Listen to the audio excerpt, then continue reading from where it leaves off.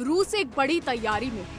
वो अगले साल एक दशक में चांद पर परमाणु ऊर्जा संयंत्र यानी न्यूक्लियर पावर प्लांट लगाने की योजना बना रहा है। उसका मकसद है कि वो इस पावर प्लांट से ऊर्जा बिजली पैदा करके उसकी सप्लाई चांद के लिए भेजे गए अपने स्पेस मिशन के लिए करेगा। इसके साथ साथ रूस और चीन के बनाए जॉइंट रिसर्च स्टेशन के लिए बिजली इसी न्यूक्लियर पावर प्लांट से भेजी जाएगी। रूस ने ये प्लानिंग उस समय की है जब दुनिया की तमाम प्रमुख शक्तियों ने हमारी धरती के एकमात्र प्राकृतिक सैटेलाइट यानी चांद को लेकर अपनी खोज तेज कर दी है। नए नए तरीके से उसके उपयोग का सपना देख रही है। बता दें, स्पेस टेक्नोलॉजी के मोर्चे पर रूस की ताकत किसी से छिपी नहीं है। पहली लंबी छलांग तो उसी ने मारी थी, यानी रूस ने मारी थी। 1961 में सोवियत रूस के अंतरिक्ष यात्री यूरी गगारिन अंतरिक्ष में जाने वाले पहले मानव बने थे। उस समय रूस ने खुद को स्पेस टेक की अग्रणी शक्ति के रूप में गौरवान्वित किया, लेकिन हाल के दशकों में रूस इस मोर्चे पर संयुक्त राज्य अमेरिका और चीन से पीछे हो गया है। रूस की स्पेस एजेंसी उसने एक बयान में कहा कि उसने 2036 तक चांद पर पावर प्लांट बनाने की योजना बनाई है और इसे करने के लिए लावोचीन एसोसिएशन एयरस्पेस कंपनी के साथ एक कॉन्ट्रैक्ट पर हस्ताक्षर किए हैं। यहाँ ध्यान रहे कि रोसकॉस्मोस ने स्पष्ट रूप से ये नहीं कहा कि ये प्लांट न्यूक्लियर होगा, लेकिन उसने कहा कि इसके प्रतिभागियों में रूस की सरकारी परमाणु निगम रोसाटॉम और रूस के प्रमुख परमाणु अनुसंधान संस्थान कुर्चटॉव संस्थान शामिल है। बता दें कि रूस की स्पेस एजेंसी ने कहा कि ये प्रोजेक्ट स्थायी रूप से काम करने वाले वैज्ञानिक लूनर स्टेशन के निर्माण और एक बार के मिशन से दीर्घकालिक चंद्र अन्वेषण कार्यक्रम में संक्रमण की दिशा में एक महत्वपूर्ण कदम है। ऐसी योजना बनाने वाला रूस अकेला देश नहीं है। नासा ने बीते अगस्त में वित्तीय वर्ष 2030 की पहली तिमाही तक चांद पर न्यूक्लियर रिएक्टर लगाने के अपने इरादे की घोषणा की थी। अमेरिका के ट्रांसपोर्ट सेक्रेटरी सिन डफी ने अगस्त में योजनाओं के बारे में पूछे जाने पर कहा था कि हम चंद्रमा की दौड़ में हैं, चीन के साथ चंद्रमा की दौड़ में हैं और चंद्रमा पर बेस बनाने के लिए हमें ऊर्जा की आवश्यकता है।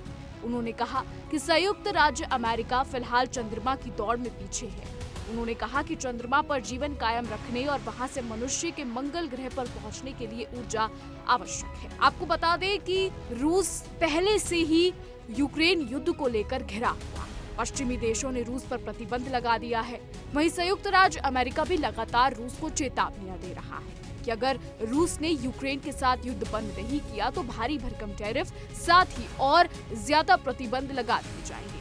इसके अलावा रूस का सभी पश्चिमी देशों से संपर्क टूट गया है या ये कहे कि ना के बराबर है। ऐसे में रूस का चंद्रमा को लेके ये बड़ा कदम उसे काफी मायनों में फायदा पहुंचा सकता है। हालांकि जैसा कि हमने आपको बताया कि रूस पहला देश नहीं है, इससे पहले संयुक्त राज्य अमेरिका भी इस तरीके के कदम उठा चुका है और अब लाइन में जो है वो रूस है। हालांकि इससे पहले चीन ने भी चंद्रमा को लेकर काफी सारी चीजें की, लेकिन अब बात हो रही है रूस की, तो रूसी राष्ट्रपति पुतिन अब कुछ बड़ा करने जा रहे हैं। हालांकि पुतिन पहले से ही यूक्रेन युद्ध को लेकर घिरते नजर आ रहे हैं। पुतिन के खिलाफ आईसीसी ने वारंट भी जारी किया हुआ है कि अगर वो किसी भी आईसीसी वाले देश में जाते हैं तो वो वहां अरेस्ट हो जाएंगे। इस बीच रूस अब इस युद्ध को छोड़कर कई और कदम अपना रहा है, कई और चीजें चल रहा है, फिर चाहे वो ट्रेड की हो या फिर स्पेस मिशन की हो। और अब जब ये न्यूक्लियर पावर प्लांट लगाने की योजना रूस बना रहा है तो इसका मकसद काफी बड़ा हो सकता है। अब देखना ये होगा कि आने वाले समय में रूस